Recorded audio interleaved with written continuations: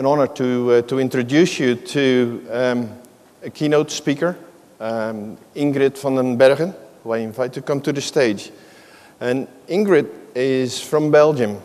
She started her professional career as a scientist at the Leuven University in Belgium in 1985.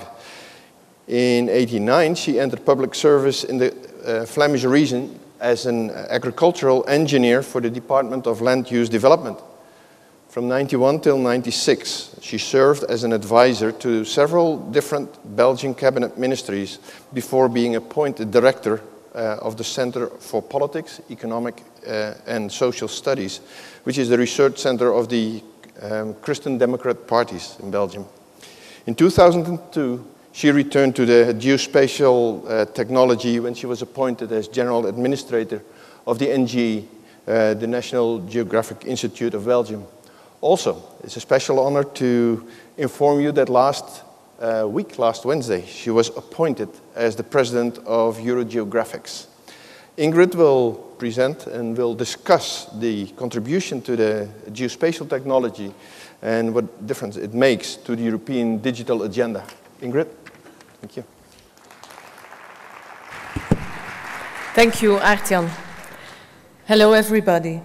I am very happy to speak here today for the first time as a president of EuroGeographics, and I will talk to you about the digital agenda for Europe. I don't know if any of you have heard of this ambitious project, but I'm sure for a lot of you it is something they might have heard about, but not really know what it's really going on. So I'll look more closely into this digital agenda. The digital agenda has several targets which have as an aim the growth of European economy and the contribution to a wealthy and well-faring Europe. If you look at the different topics which the European Commission has put forward, they launched several very specific goals we should reach. And for instance, broadband coverage for all in 2013, or roaming at national prices, or 33% of small and medium enterprise are buying online. Those are very general IT goals, which, when we look at them, we don't see a lot of geo in there. So I decided I wanted to know more, and I looked into the plan which the Commission developed for the digital agenda, and it has several pillars. And the first pillar of this plan is the digital single market.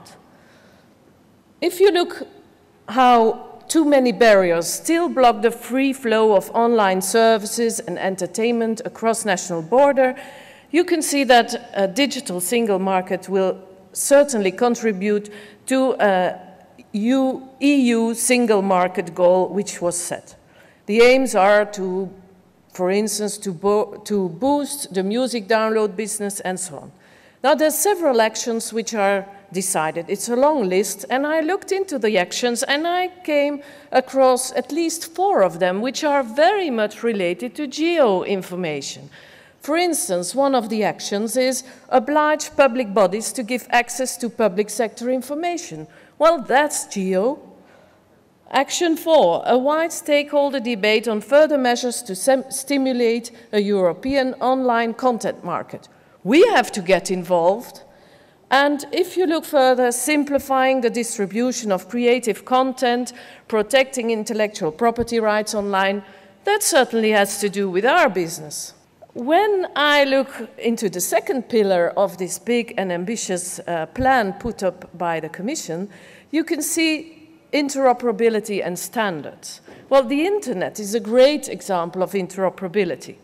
All those devices and applications working together anywhere in the world. And Europe must ensure that new IT devices, applications, and so on can interact seamlessly anywhere, just like the internet. So in the digital agenda, you find several actions trying to make this possible. And there's a long list once more, and I saw there proposed legislation on ICT on interoperability. Well, if I'm right, That's what Inspire is all about. It is about interoperability of geodata. So we're working on that. Stimulate, oh, I'm sorry, I forgot to, there we go. Sorry. Stimulate standard setting rules, provide ICT standardization, public procurement. A lot of those actions have to do with geo, and we are working on them. And develop a European interoperability strategy and framework. This is general IT stuff of the Commission, but this is also very much geo stuff that we have to take care of. The next pillar is about trust and security. This is maybe less directly linked to what the geo sector is doing. But for instance, if you look at the statistics, you can see that 12% of European web users, only 12% feel safe when they are making online transactions. There's a lot of malicious software, there's online fraud, so people don't feel at ease. And the digital agenda wants to work on that, including a coordinated European response to cyber attacks and so on. But this is, let's say, the most geo-related business in this pillar is about the reinforced rules on personal data protection. But still we are, let's say, not actively involved. In the fourth pillar, which is about very fast internet, well, we see, and you can live lively, that in Europe it's not really working like it should everywhere. We don't match world leaders like South Korea and Japan, and Europe needs better download rates for all the citizens, and at least half of the households in Europe should be able to access to the internet at home with a speed above 100 megabits per second by 2020. That's one of those specific goals. The digital agenda wants to make this really work by stimulating investments and other actions. In this pillar 4, there's also a lot of interest for us if this is put to reality, but it's not really something where we as a geo sector can do our contribution directly. We can in pillar 5, because there we see that Europe has to attract the best minds for research. We have to, and therefore we have to be able to set up world-class infrastructure and adequate funding. The best research ideas must be turned into marketable products and services, and we see today that the EU investment in ICT research is only half the US levels. So the digital agenda seeks to maintain Europe's competitive edge by increased coordination and elimination of efforts, of fragmented efforts. So there you see actions like generate more private investments for ICT research or reinforce the coordination and pooling of resources. Certainly things where we can get involved. And the Action 54 reads, develop a new generation of web-based applications and services. Well, I think that's what Jack told us about earlier today. So this is where where we in the geo sector can certainly contribute to the goals of the digital agenda.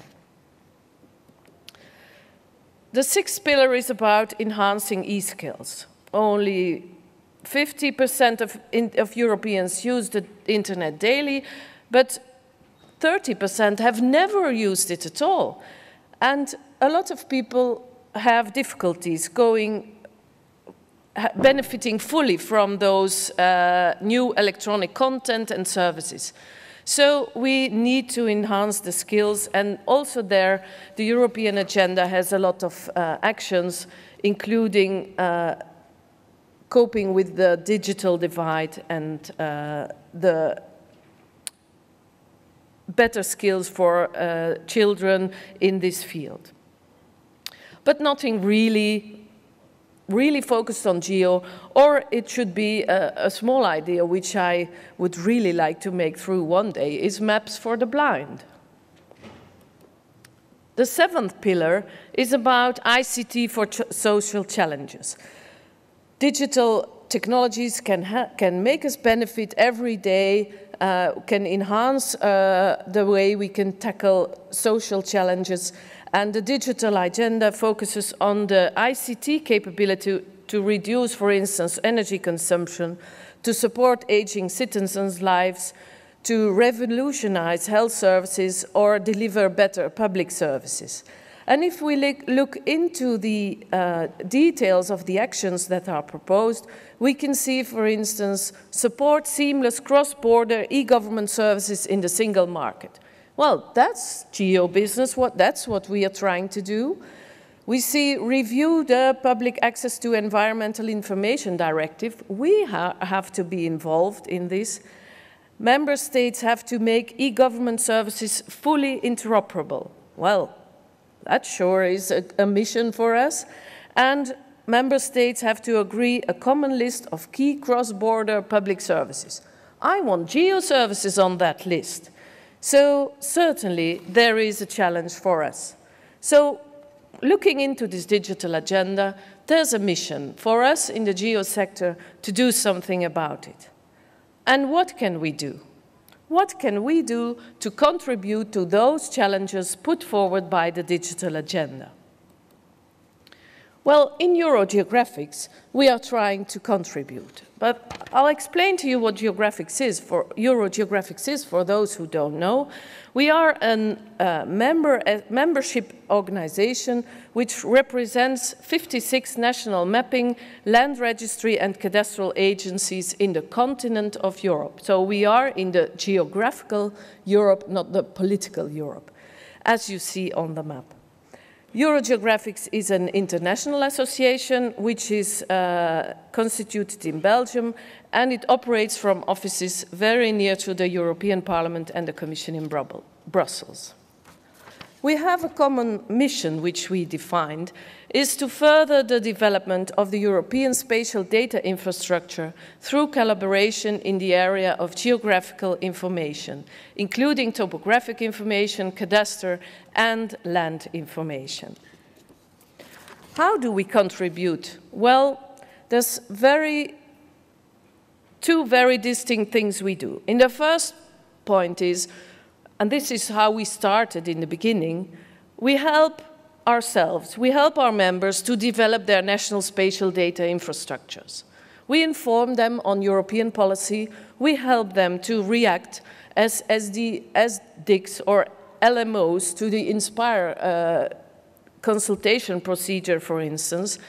We inform them on things that are happening, like the digital agenda, and we facilitate the exchange of information, the exchange of know-how. We have a lot of knowledge exchange networks where all the technical people meet and discuss the issues they are dealing with in their countries.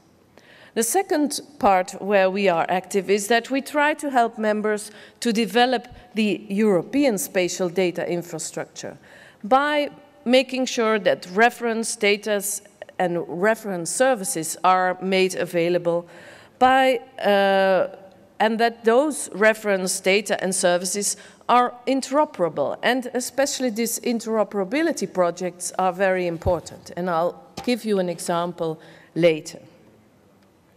So what data are we talking about? Well, the mapping agencies and cadastral and land registry organizations have decided to work towards public sector data being available as pan-European harmonized data sets. So no longer you have to go and shop in every country to get your data. You can easily discover them and get them, buy them in one shop, which is EuroGeographics. And we do provide them those data with harmonized licensing conditions so that you don't have to treat all those different legislations. We have one proposal. Now, why we focus on reference data? So we are not so much into thematic data, but on reference data. And why do we believe that reference data is important? Well, users require a trustworthy source and quality assured data. If you are in the on-the-web world, you can see that sometimes the reality of a river which crosses the border is not always very well found in the on-the-web world. You can't get everything from Earth observations, and the information which is available on the net is not always the best trustworthy. And so we believe that it's important that we can offer the reference data as part of the solution which meets the user requirements. Because a user who wants to do anything on rivers is not served by data where the river stops at the border, goes into some black hole and emerges a bit further once again. So we are quite aware of the fact that the reference data we can provide are important for the users. And we see this as a very important contribution to the geospatial industry, where private industry or Earth observation industry can provide additional and thematic data, and you have the GIS industry which will work on service integration, users applications, and so on, and you have the users at the most important end of this chain. What data do we provide? Well, we have several data sets already available. I'm just going to surf over them, and I'll maybe look a little closer at Euroboundary Map, which is a seamless geodatabase at a scale of 1 to 100,000, covering 40 countries. And it contains all the administrative data up to the statistical units with all the official codes linked to them and so on. And you can see that, for instance, Eurostat, but also NAVTEC are important users of this product. A second product which we provide is EuroGlobal Map, which is a 1 to 1 million scale topographic dataset, which covers 38 countries in the European region, and it is perfect for a user as a background for many applications, for planning, monitoring, and so on. We have a very interesting and very varied customer base, including the Alpine Convention in Austria and Italy, or the University of Salzburg, the Health Protection Agency in the UK, and also the ENUICE network, which was created to foster the mobility of students, faculty members, and research scientists working in the field of ICT technologies. So we see a lot of our users in this product. Euroregional Map is a multifunctional topographic dataset which covers 35 countries. It is really designed for business use, and it can provide, you can use it for very comprehensive spatial analysis. Transport and water networks are fully connected, and administrative boundaries are completely topologically consistent, and so on and so on. I can give you a whole sales speech about that. But for instance, the Environment and Nature Planning Office in the Netherlands is using this as a part of the Urbanis project, trying to assess the quality of the life given current and future urbanization patterns. For all these products, we have asked our members what software do you use, and I think this will certainly interest a lot of people in this room. We have several members who use ARC version 10, some are still in 9.3, 9.3.1 or 9, and one member didn't really answer the question of the survey. So this is about the data, and how we create those data sets. Well, most of the time it starts as a project, and a very interesting project which just came to an end is the ESDIN project. We had 20 partners, including Esri, coming from data providers, developers, academia, software companies, and we have in this project used best practices on processes, services, specifications, and we have taken into account everything which comes from INSPIRE.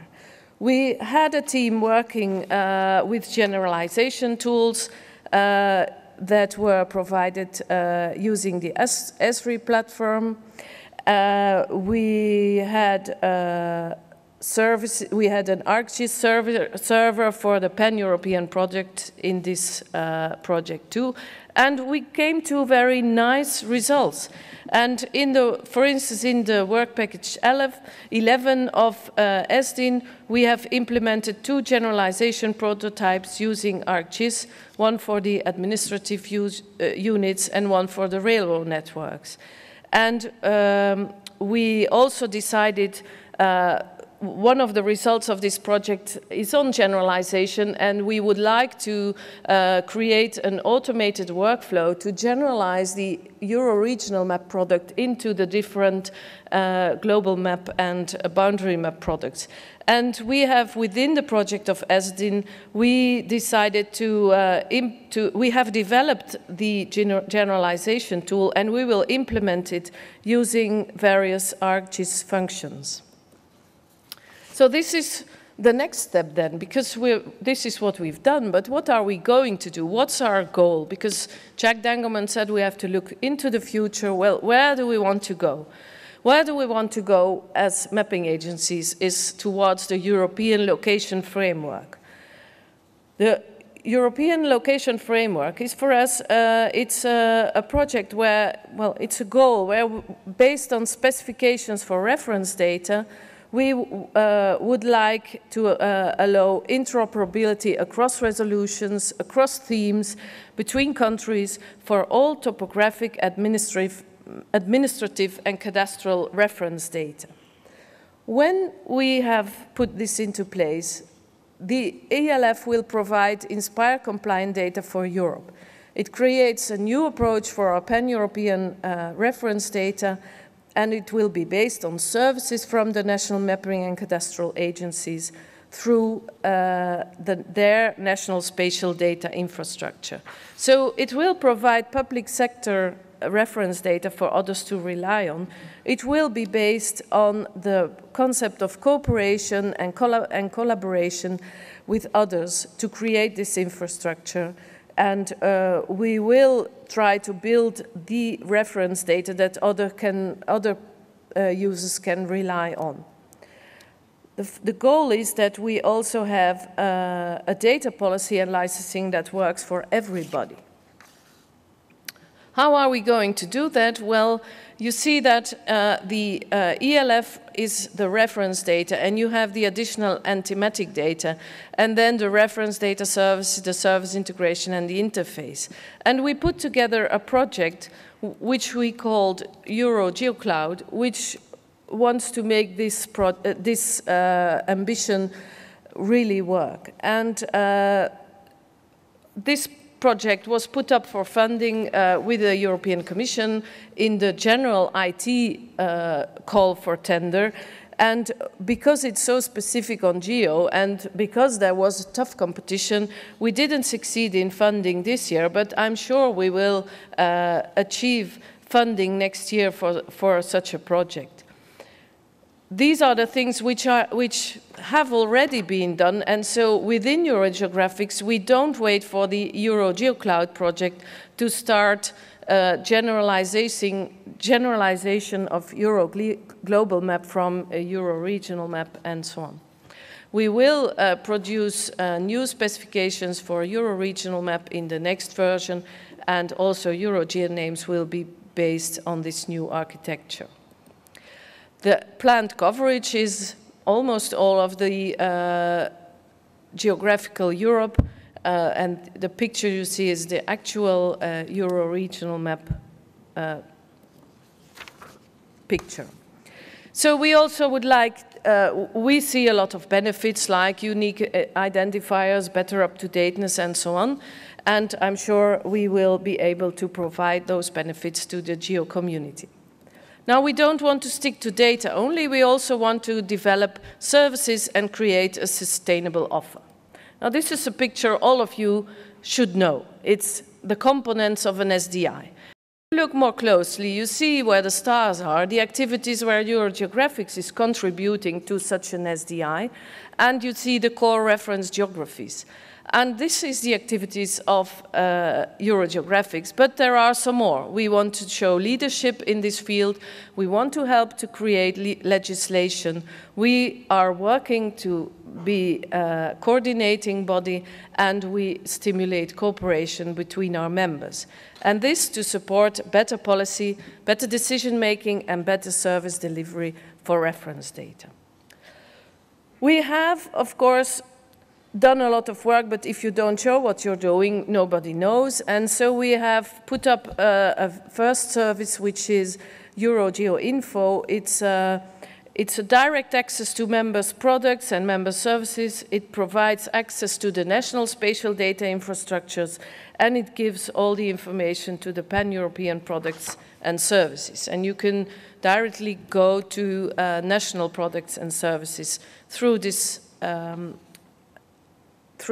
application. We also developed within ESDIN a prototype of a reference data service which goes from the very small-scale view of Europe down into the cadastral parcels served by a national mapping or cadastral agency. And this prototype is really working. So it's a working distributed architecture which we have put forward. So, to come to my conclusions, what do I want you to remember from my talk? Of course, I want you to know that there's a digital agenda and that the geospatial industry should get involved. I want you to remember what Eurogeographics is, and so on, and so on, and so on. I'm not going to repeat everything I said. I just have a few main messages for all of us. The geospatial contribution to the digital agenda is potentially huge. Everything happens somewhere. And location is key to the information overflow because it can help us filter the information that we see. And location is key to information linking also because you can link information which has no relation at all through the geoposition of those informations. So location matters, and we can provide it. And if we do this together, we can achieve. Thank you.